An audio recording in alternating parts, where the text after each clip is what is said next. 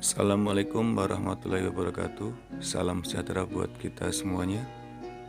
Berikut kami sampaikan etika ketika kita batuk ataupun bersin.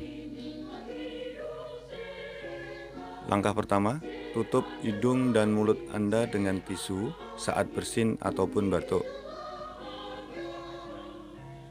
Masih langkah pertama, tutup hidung dan mulut Anda dengan lengan Anda dan bukan dengan telapak tangan saat bersin ataupun batuk. Langkah kedua, gunakan masker yang menutup hidung dan mulut Anda.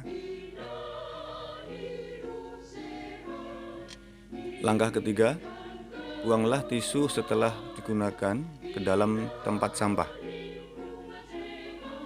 Langkah keempat, cuci tangan Anda segera dengan air mengalir dan sabun. Langkah kelima, bersihkan tangan Anda dengan alkohol atau hand rub. Demikianlah tadi 5 langkah menjaga atau etika pada saat kita batuk dan bersin. Semoga memberikan manfaat untuk kita semuanya. Amin ya robbal alamin.